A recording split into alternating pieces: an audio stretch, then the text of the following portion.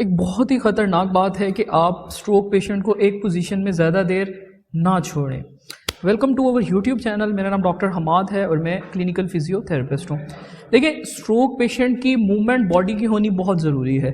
जब आप stroke patient को एक पोजीशन में छोड़ देते हैं ज़्यादा देर, यानी कि वो सारा दिन या तो लेटे हुए हैं या उठा कर बिठा देते हैं या वो उन्होंने एक ख़ास पोजीशन जो है वो अडॉप्ट की हुई है, ये बहुत ज़्यादा हार्मफुल है एक स्ट्रोक पेशेंट के लिए कि वो ज़्यादा देर एक पोजीशन में रहे।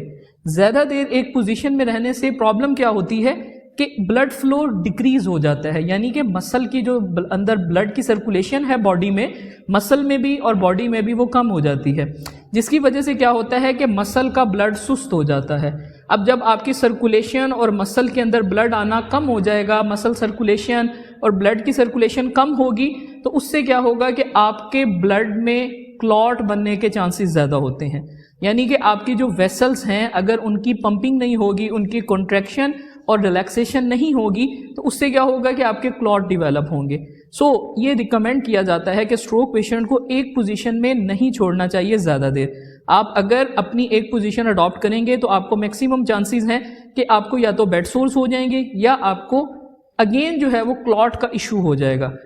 If you are stroke patient, अगर आप स्ट्रोक पेशेंट हैं तो आप अपनी पोजीशन डे में चेंज करें। यानी कि अगर आप ज़्यादा देर लेटे हुए हैं तो थोड़ी देर उठ कर बैठ जाएं, अगर आप उठ के बैठे हुए हैं तो थोड़ी देर टांगे लटका कर बैठ जाएं। उसके बाद अपनी टांगों को मोबाइल करें, हल्की फुल्की उनकी एक्सरसाइज करें, मूवमेंट करें।